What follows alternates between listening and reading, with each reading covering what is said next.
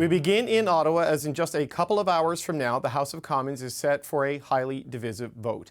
The NDP has introduced a non-binding motion forcing MPs to either vote for or against the House recognizing a state of Palestine. Heated debate on that motion dominated Parliament Hill this afternoon. Today, the Liberals and the Conservatives have an opportunity to join the NDP and uphold the values of Canadians. Conservatives support the aspirations of the Palestinian people to have their own state. But this cannot be achieved through some sort of unilateral declaration in the House of Commons. There are issues with the motion that is presented by the NDP, and we can't change foreign policy based on an opposition motion. NDP Foreign Affairs critic Heather McPherson put forward this motion, and she joins me now in the studio. Ms. McPherson, thanks for coming in. Of course, thanks for having me. Why did you feel it was important to put forward this motion at this point in time? Well, I mean, 13,000 children, more than 13,000 children have died. You know, unlike any other issue, I'm hearing from hundreds of thousands of Canadians across from coast to coast to coast that are asking us to do more, that are asking the government to take whatever steps we can to stop the loss of innocent lives. You know, Palestinians are being killed right now. People in Gaza are starving to death right now. This is urgent. This is something Canadians have been asking for from all sorts of backgrounds. So this is why I brought this motion forward today. The starvation, the lack of aid, the death toll, that's all arguments for ceasefires and humanitarian access. Yeah. Why the official recognition of the Palestinian state at this point? Well, this is not, there are 9 things in this motion. It includes, you know, stopping arms sales to Israel, making sure that extremist settlers can't come to Canada and that they are sanctioned for what they're doing. So there are 9 pieces of this. But that's the one that's causing some problems, right? Well, and in terms of this, it is something I think for most Canadians, they need to understand that 139 United Nations countries already recognize Palestine. And in fact, we know, because we've heard from our colleagues within the US and the UK, that they are signaling that this is a conversation that they're going to be having. Spain just recently came forward and the president has asked the parliament to recognize the state of Palestine.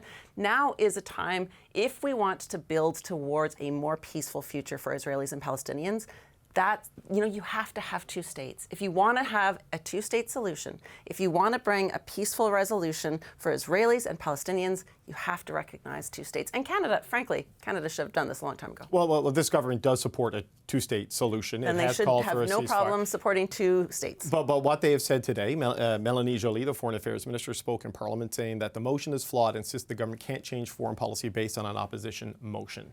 I mean, is she wrong to take that position? No. I mean, this is absolutely she can change the position of our foreign policy. These 9 things, we were very careful. We worked with international lawyers. We worked with experts. We worked with community members, both from within the Palestinian community and the Israeli community. These are 9 things that the government of Canada could do today, could do this today. For her to say that they can't do it it's misguided. It's not true. But how do you do it now when nominally Hamas is in control of Gaza? I mean, I know there haven't been elections there in well over a decade, but, you know, this is a terrorist organization under Canadian law. It has genocidal intent towards Israelis in their founding charter. How do you recognize it with that? And you will not get any New Democrat arguing against that. What Hamas did on October 7th was a horrendous terrorist attack. They are a terrorist organization, and at no point should Canada ever work with the terrorists that are Hamas. That said, the recognition of state doesn't require us to work with Hamas or not. That's not required in this motion. It's just that as a parliament, we recognize that the state of Palestine exists. And at a moment in time where Palestinians from around the world are feeling like their human rights don't matter as much, that their human rights are being judged as being less than other people's, now is a time for us to say every human right matters. Doesn't matter if you're Israeli, if you're Palestinian, if you're Canadian. You know, they all matter equally. The Conservatives have said essentially this would be a shift in Canada's position prompted by what Hamas did on October 7th, that it unleashed this conflict, and say it's inappropriate for Canada to recognize a Palestinian at this point when one part of that state is governed by Hamas. Well, the Conservatives have had absolutely no empathy, no understanding. I just keep wanting to say to them, what if it was your child? What if it was your family that you lost thousands or hundreds of people from within your family? You know, what if how do you look at these innocent people and say this is Hamas's fault, and so these children, these families, these innocent civilians should pay for that? Hamas should be held accountable. Under the ICC, the ICJ, all of our international criminal justice frameworks should be utilized, and Hamas should be held to the highest standards. But you can't collectively punish an entire population. You know, you can't starve a population because of a terrorist organization. It's not with international law. You know, the ICJ, the International Court of Justice, has put in provisions to stop the potential for genocide from happening. Israel is not listening to that, and the Canadian government has not asked Israel to do that. So we need to do more. There's more things that we can do, working with our allies, working across the globe, to make sure that what's happening in Gaza right now stops, that children stop dying. But the recognition of the state right now, the Conservatives said that this is rewarding Hamas. It's rewarding terrorism. Of course it's not. Of course it's not. We've made it very, very clear. Hamas is a terrorist organization. We shouldn't be working with Hamas. Hamas will not be rewarded by this. But there does need to be the recognition that Palestine exists, that Palestinian people have rights. Okay, so there is support for this inside the Liberal caucus. We don't yet know officially what the cabinet is going to do in the vote. The suggestion when I listened to the Foreign Affairs Minister speak earlier today is that they would vote no, based on the wording as it is written right now. But I know there have been conversations between the Liberals and the New Democrats on amending this, trying to get it to a point where maybe they could vote in favor of it. I don't know. Where are those talks? Is there the potential that you can have a deal where the Liberals would vote for this today? Listen, we wrote this very cautiously and very carefully so that all members of Parliament could support it. It does align with international law. We worked with legal experts. We worked with people that made sure that this was not, there's no poison pill in this. This is where Canada should be going. We have given the Liberals our red lines. You know, one of the sticking points has been around arms sales. We will not bend on that. There can be no continued sales of arms to Israel. They have liability there, though, if they stop existing contracts, don't they? I mean, we ran into this with the Saudi Lav contract a couple of years ago, that if you cancel something that is legally binding, you're on the hook for big compensation. Is that the issue here? 13,000 children who've been bombed by Israeli bombs. I mean, come on. I mean, your liability when you're talking about human life. We don't send the bombs, so, you know, we're talking, like, I'm not, you know, it's scopes, it's things that make weapons work better. This is better. comparing human life to legal liabilities, and I don't think Canadians want to see their government do that. So that's a red line for you, yeah. and I appreciate that is still, my understanding is there's been some movement on the language around statehood, but the arms is really where it's falling apart. You know what? Is that an accurate description? We have been of where trying to work with them to get the Liberal Party to be able to support this motion. I can say that. You know, those negotiations are ongoing. They are continuing. We are quickly running out of time, as you can appreciate. So we're very hopeful that the Liberal Party comes back with the recognition that the motion that we've brought forward represents international law, represents what Canada should be doing on the world stage. You can see the political challenge for them as a party and as a government and as a caucus, right? The fault lines of this conflict rip right through their caucus in a lot of the places where they hold seats. And the division this conflict is causing, you can see it every day in the country. How does this motion play into that? Does it fuel it, do you fear? Or so here's the thing that I think we're missing here, is that Canada has an obligation to sort of adhere to international law and international standards regardless of where it happens in the world. And the problem we run into is when we pick and choose, when we say that there's a certain level that we'll support with regards to Ukraine, but a different level with regards to Palestine, or, you know, so there is protection in humanitarian law. If the government applies the law equally in every context, then they can never be accused of picking and choosing, and it makes it much easier for them. They didn't choose to do that. They've chosen time and time again to interpret international law in different contexts differently, and that's put them in a situation that's very, very difficult for them. You know, I suppose I can sympathize with them on the difficulty of that, but frankly, my thoughts right now are with the people in Gaza. My read of the math is that if you don't reach an agreement with the cabinet, that gives them comfort to vote with you, and they bring larger numbers of the Liberals with them. This will likely fail. The Conservatives are going to vote against, and there's probably enough Liberals to defeat it. So with the vote set for 7:30 tonight, Do you think you have the ability to get that agreement with the Liberals, or do you think it's going to go this way? To be honest, I really would have to, you'd have to ask the Liberals that. At this point, the ball is very much in their court. We have tried to make it so that it was possible for them to come to the table. I hope Canadians are watching. I hope Canadians are paying attention to how the Conservatives are voting, how individual Liberals are voting. We know the Bloc will be supporting the motion. So it's really, it's their call. I can't tell you what they're planning to do right now. Okay, well, we'll find out in a couple of hours. NDP Foreign Affairs critic Heather McPherson, thanks for your time. Thank you very much. This motion is stirring up some division in the Liberal caucus. Some say they will vote for it. Others, like Quebec Liberal MP Anthony Housefather, call the motion a huge slap in the face for Canada's Jewish community. And Anthony Housefather joins me now. Mr. Housefather, welcome back to the show. Thank you, David. This motion put forward asks for a number of things, including the recognition of the Palestinian state. But you say now is not the time for this. Why not? Well, because we've had a foreign policy going back 50 years between Liberal and Conservative governments that have said clearly that we will recognize a Palestinian state. We strongly support a two-state solution, as I do, but that will happen when Israelis and Palestinians go to the negotiating table, reach an agreement, define the borders of the Palestinian state, and have a government ready to run that state, the same as we would recognize other states. You can't just recognize a state without a government in place. I mean, the Palestinian Authority has been in power without an election in almost 20 years in the West Bank, and Hamas has been without an election for 16 years in Gaza.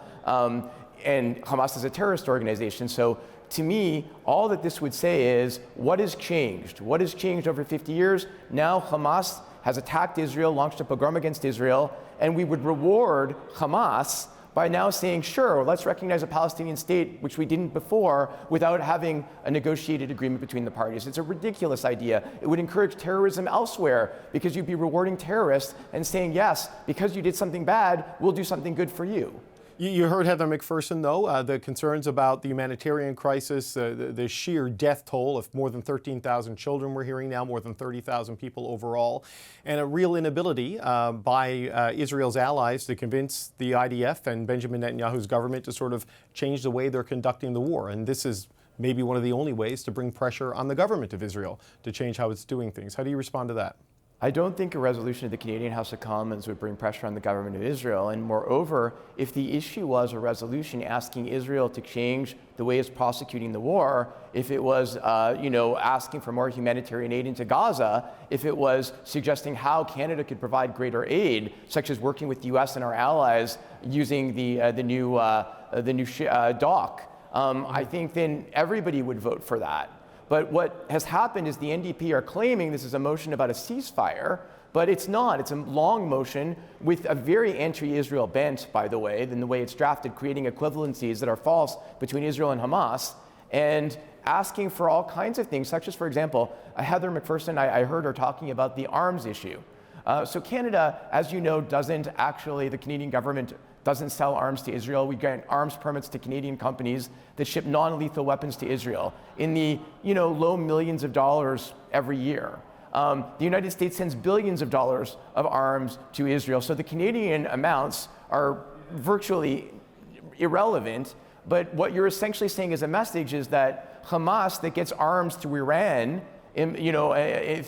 brought through Lebanon, through Egypt, etc., that would continue. So Hamas would continue to have missiles to fire against Israel. But if the world acted like the NDP wants Canada to do, Israel would be unable to defend itself. And there are still missiles being sent from Hezbollah in the north and Hamas in the south into Israel. Well, what is your sense of where the Liberal caucus is on this motion today? I know you're going to vote against it. I'm assuming Marco Mendicino, who signed that letter with you, opposing the restoration of funding to UNRWA, which is part of the 9 points here, will probably vote against it. Cabinet, it seems like they're going to vote against it, but as you heard with Heather McPherson, there are conversations continuing that could lead to some sort of a compromise. What's your sense of where your party is right now? I think, like you said, David, it would be hard for anybody to not note that the Liberal Party is deeply divided over this issue, like Canadians are deeply divided over this issue. And I think it's, again, a shame that the NDP has chosen to bring a motion where they know the vast majority of Canadian Muslims would be very saddened and devastated if the motion is not passed because they're concerned about people in Gaza and the humanitarian crisis that's happening there. And the Canadian Jewish community, if the motion passes, would be deeply disappointed and very saddened, and at a time when the Jewish community already feels beside and intimidated by the demonstrations that are happening. So one way or another, they're creating a loser in one of Canada's ethnic communities for their motion. And that's not good. I know you're going to vote against it, but I know when you spoke to my colleague Rafi Boudjikanian about this, you talked about having red lines, and personal red lines, and where you just can't tolerate certain positions and stay in a political party. If the government votes for this, if the cabinet votes for this, can you stay on as a Liberal MP, Mr. Housefather? I don't want to get there at this time, David. I think that the issue is I've been, not agreed with the government's position about being unable to articulate that Israel is not committing genocide. I didn't agree with the vote at the UN. I didn't agree with the refunding of UNRWA. None of those, for me, were red lines. They were all disappointments, but I understand that I fight battles in caucus, and sometimes I win and sometimes I lose. But the NDP has become an anti-Israel party. The NDP is a plainly anti-Israel party, and the motion that they put forward is an anti-Israel motion. And the Canadian Jewish community, 95%, I would say, sees it as such. It would be very difficult for me to understand how anyone in my cabinet could vote for that motion that the NDP has put forward. Well, the latest information I have, Mr. Housefather, and perhaps yours is better than mine, but they're still talking. It seems unlikely there's going to be a compromise, but they were working on trying to find language that maybe the cabinet could live with. I don't know. But it sounds like there's really the spirit of this motion is something you could not live with, if I'm reading it correctly. Right. You can put lipstick on a pig, but it's still a pig. The way the NDP has drafted this motion in terms of creating false equivalencies between Israel and Hamas, no matter how much you try to massage it, it's still the NDP's original language. You can't amend the motion to change the intent of the motion. So whatever amendments could be agreed on would not change the overall language of the motion. Obviously, I'll look at the amendments like anybody else, but there's no way that I would support this motion or any way that I could see it being amended. And I think, again, Canada's Jewish community has watched the way the NDP has conducted itself recently. Other than some notable exceptions like Randall Garrison, the NDP is just become an anti-Israel party. And the Canadian Jewish community will see whoever votes with the NDP as being in bed with the NDP. And that's not where I think I want us to be as a party, as a centrist in Canada. I don't think that's the right move overall. I mean, I think, again, it would give comfort to Iran. It would give comfort to Israel's adversaries in the Middle East. Israel is a democracy. Supporting Israel is in the best interest of Canada, because supporting Israel means that the Middle East overall is safer from Iran and from others that would cause terrorism throughout the region. But you gave a list earlier, Mr. Housefather, of all the things you disagree with your government on here, such as the UN vote and the UNRWA funding. But you said those weren't red lines. This, though, it seems to me, if I'm understanding you correctly, this would be a bridge too far for you. Am I correct in understanding how you feel about this particular piece of this motion? So I would say that, again, I would be deeply hurt if my government, the party that I've been a member of throughout all of my adult life, would have the government support this motion. It would be something that would be psychologically devastating to me. It would be, I think, devastating to many in Canada's Jewish community who have loyally supported our party. And of course, I'd have to consider what that would mean. But it would be, this motion, again, as drafted by the NDP, is an anti-Israel motion, plain and simple. Has anyone in cabinet spoken to you, or anyone of the prime ministers? I know you're not going to tell me the secret details of the conversations, if we've been down this road before, but has anyone reached out to you to try to comfort you on this, or give you any idea that of where things might land? I think it's fair to say, again, I have great respect for the prime minister. He and I have had 2 conversations, one on Saturday and one today. And I certainly talked to others, and I've made my point, which is that I believe that it's in the best interest of the government and Canadians that we vote against the NDP motion. We saw reporting, just as a final point, Mr. Housefather, last week, the Toronto Star, my colleague Louis Blouin at Radio Canada, about Global Affairs Canada sort of slow-walking the approval of this military equipment to Israel that the NDP motion wants to stop. Things like military scopes, armored patrol vehicles, which do not have weapons on them, but they are used by the military. What are your thoughts on that, and do you think that demonstrates any kind of anti-Israel bias in the government to take that approach? Well, I think it's an unworldly idea, right? As I mentioned, the United States sends billions of dollars of arms to Israel.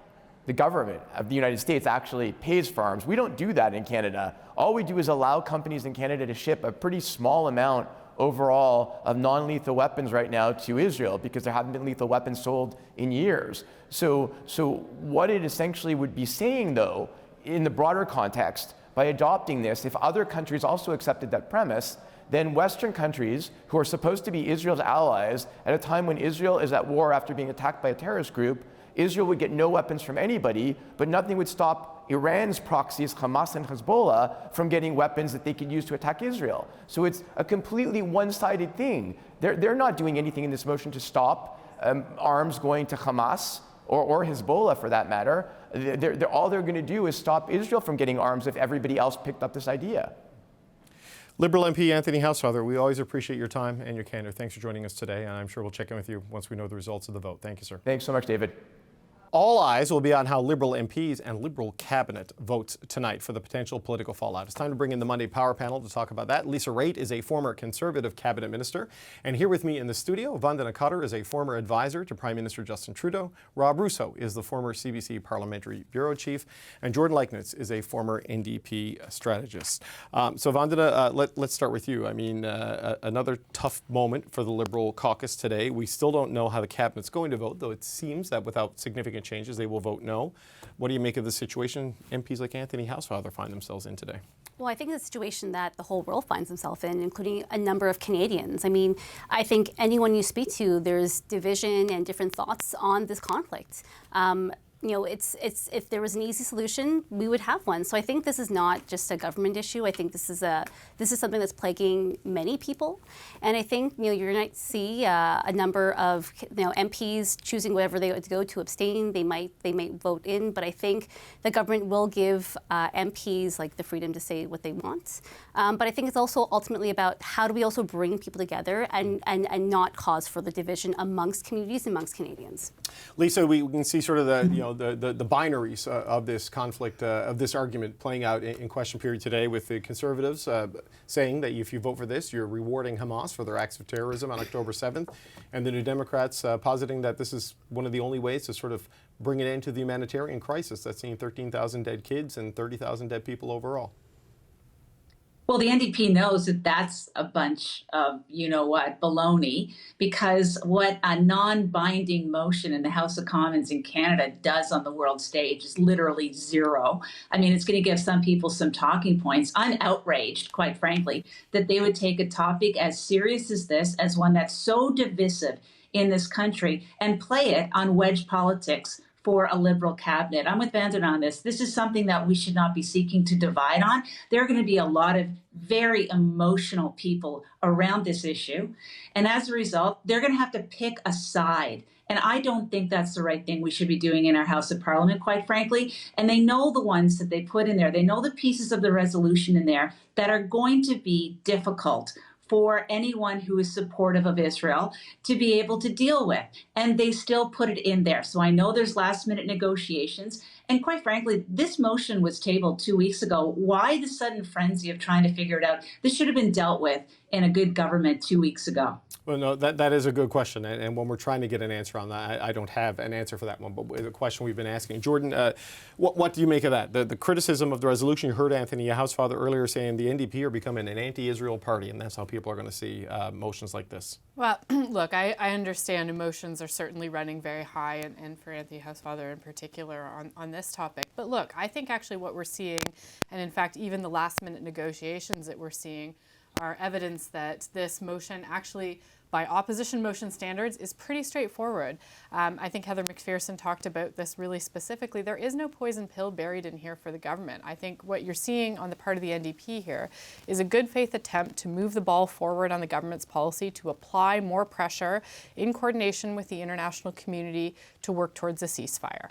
Now, is that going to be everybody's cup of tea? No, it's not. But also, I would say from a strategic perspective, it is unusual to see a party use an opposition day motion and actually try to be open to amending it to get more votes from the government. So to me, that suggests that this is actually a pretty good faith effort in line with their own views and their own position on this, which it should be pointed out are shared by many Canadians.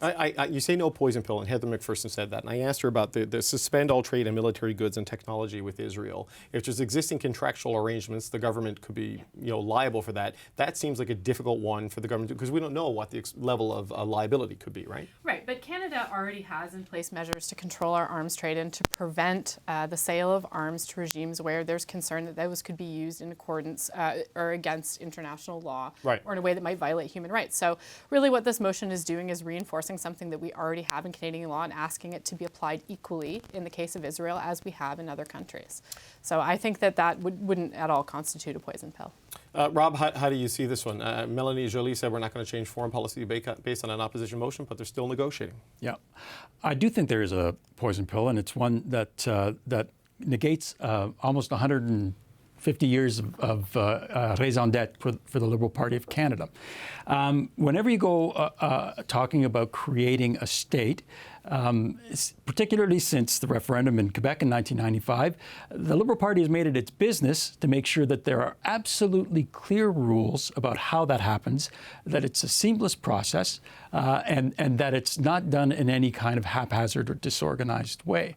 The danger, I think, for the Liberal Party and for Canada is if you go ahead and recognize the state of Palestine right now under these conditions, with a lot of questions still unanswered about whether or not whoever's in charge of Gaza eventually recognizes the right of Israel to exist, for instance. But whenever you do that, it has an impact on people at home. There is a reason why the Bloc Québécois is lining up en masse behind this motion. It's because they want something like this, in the event of Quebec independence, to be recognized very quickly, very, very seamlessly, not necessarily along the same lines that a government of Canada would want an independent Quebec to be recognized under. So there's danger there for the Liberal Party of Canada and for the government of Canada in going in this direction under these circumstances. Vanda, did you see all of that as a poison pill? How do you view it in this case? I actually think the fact that the NDP and the Liberals are negotiating shows that they're both trying to make it work without alienating either community. I think that while I understand the Palestinian state question, I think the issue is the government does not want to be judged on an opt-in motion. These are things that generally governments don't generally support. They were things I used a lot as a political tool and a symbolism tool when I was in opposition. But that being said, to actually do the work, they have to be recognized for doing the work. So taking action on UNRWA, they have long recognized two-state solutions. So recognizing the Palestine state is one thing, but what you want is a sustainable solution. So you may recognize it today, and it doesn't mean they won't, but do you have the international ability to make sure that is backed? Because whatever happens post this conflict, the rebuilding, the building of trust, and whatever we move forward on to make sure this is a sustainable and peaceful solution for both Palestinians and Israelis, you have to have global support. We'll have to have ally support. So it's one thing to say it, and that'll be important to a lot of people. And most Canadians don't know what an opt-in motion does, right? They don't understand it's non-binding. But what Canada will want to do is work for their allies to influence and make sure that whatever peace negotiation we create is sustainable and has long-term effects so that we hopefully can avoid this in the future. But Lisa, binding or not, it is a public taking of sides, which is what it's kind of designed to do, right? A resolution like this. And I just wonder, they are negotiating, as Vanda says, to try to not alienate communities here in Canada. But as Anthony Housefather laid out, if this passes, Jewish Canadians are going to feel hurt and upset. If it fails, Muslim Canadians are going to feel hurt and upset. It feels like no matter what happens with this, it's going to cause some pain and anger in the country. I think that's why I question the necessity of the members of Parliament bringing it forward, because they know that there is no possible solution here that's going to make people feel better, that it's not for the good of the country for us to have this. It is really pitting one side against another. And that's why I said I was outraged before. I'm also incredibly disappointed because there's just certain things that you don't want to play politics on. And I do believe this is one of them. If I could add one more aspect to this, David, I expect that Anthony Blinken will be making a phone call to Melanie Joly if the Liberal cabinet votes in favor of this to ask exactly what's going on up there. You know, but Lisa, there have been reports that they're talking about this in the State Department. They're talking about this in the United Kingdom, that, at least exploring the option of recognizing a Palestinian state as a way of upping the pressure on Netanyahu, because the states that typically support Israel in moments like this are very frustrated with the government of Israel and the way it's conducting itself throughout this. I think there's a very big difference between a bureaucratic response and a legislative response. This is a legislative response that is going to carry a lot of weight with it, regardless of what we like to say. It's only an opposition day motion. The country of Canada has spoken. And I think that's a lot different than floating ideas as a means to bring a negotiation to some kind of solution. And that's why I think the Americans will take a look at it and wonder what's up with Canada. Jordan, how do you see it? Because the Americans seem to be losing patience with Prime Minister Netanyahu and his government to a significant degree as well. We saw what Chuck Schumer said last week, calling Netanyahu an obstacle for peace and calling for early elections. How do you think the fallout from something like this? Yeah, well, I mean, and those are extremely strong statements from Israel's closest ally. So I think that tells you what the tone and tenor of conversation behind closed doors are. And look, this motion and this vote today don't come in a vacuum. They come at a time when the UK, when France, when Spain, when other countries are considering a unilateral recognition of Palestinian statehood as a way to push Israel to change their approach to Gaza and to protect civilians, to allow aid in, and to put an end to the bloodshed that we've seen. Now, is it going to magically do that if this passes? No, it's not. But it is garnering international interest. There's a reason that Ben-Gvir and Netanyahu have been actively speaking with the Canadian government about this motion. It's because it has gotten their attention. And that is, I think, in part the goal of this. So if this passes, it is non-binding. That's absolutely true. But it's also an expression of the will of Parliament. And I think that that is significant in this context, where every little push matters in terms of getting people around the table to a ceasefire. Because after the horror we've seen on October 7th, I think it's clear that there can be no return there to the status quo. And Canada needs to be thinking about how we can take a role in achieving a long-term two-state solution. And this could be one step on the path. Rob, you can understand the impulse of people to try to take steps to stop the humanitarian crisis from getting even worse than it is. But it seems nothing to this point is a deterrent to the Netanyahu government, right? Like the ICJ talking about a probable genocide there has led to no real change in what they're doing, because the President of the United States keeps saying you haven't changed, you need to change. I mean, even America seems to be getting frustrated. I mean, do you think there's anything that the international community could do that could change the course Israel has set on here to break this cycle of violence with Hamas? Well, I do note that discussions are resumed yesterday in Qatar, I believe, on a ceasefire agreement and the release of hostages. So I wouldn't be so sure that pressure from the United States hasn't had some effect. I think it has. Clearly it has. But it's also had the effect of uniting Israelis, I think, and giving Netanyahu more support than he otherwise would have had, because not too many countries are going to like it when the United States or any other foreign entity butts in and says, in essence, time to get rid of Netanyahu is what Schumer was basically saying. Time for an election. And that's not necessarily going to be welcomed by Mr. Netanyahu's opponents either, who might see that as something buttressing him. Look, if something like this were to go ahead, if this motion were to pass, I'll tell you who else would be pleased with it, and that would be China, who looks at Taiwan and says, under what circumstances is Taiwan going to be free? There's a reason why Canada doesn't recognize Taiwan as an independent country, because of the impact it would have here in Canada. And I also have to wonder if there wasn't some mischief making in proposing this resolution as well. Everybody knows the Liberals are divided on this. We know that division is going to be laid bare. I'll be watching not just the cabinet. I'll be watching who doesn't show up, who walks out in terms of the Liberal backbenches when this happens, or who just fails to show up. We're going to get a naked look at the bitter division in the Liberal caucus with this. Right. Well, with electronic voting, there's no excuse not to show up. I have to correct more. The ICJ said a plausible genocide, not a probable genocide by Israel. Plausible is what I meant to say, slip of the tongue. Vandana, just as a final point, what do you think the Liberals will do? They've got, a little under 2 hours to try to reach some agreement with the NDP on language. It sounds like it's not going in the right direction. From the NDP's perspective, at least that's what Heather McPherson had to say. What do you think they'll end up doing?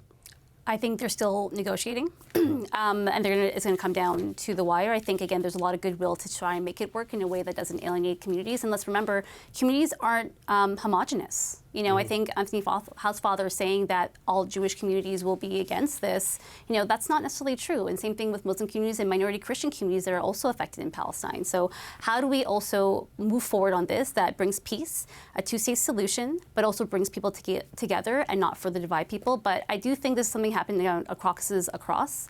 And I think the way this government has always functioned, you know, we've never actually whipped the vote in that way. You know, we've had people like Nathaniel Erskine be able to have the will to walk off if they want. So I don't think this necessarily means a bitter divide. I think this is just very natural to this conflict. No, Lisa, they're not going to whip the caucus, but the cabinet obviously is a different story, right? And we heard what Mr. Housefather said, and it sounds to me like he's out the door, potentially, if this doesn't go his way. He seems very troubled by it. What does someone like Yara Sachs do if you're a cabinet minister, Israeli-Canadian, in this situation? Yeah, your choices are you vote in favor, you vote against, you abstain, or you don't show up. And you're going to get judged no matter what it is on any of those outcomes. And I mean, somebody wrote today that, I think it was John Iveson, that he's hearing abstention, that's the way the cabinet's going to go, which they've done in the past when it came to something that was a very divisive motion. So we'll see what they end up doing.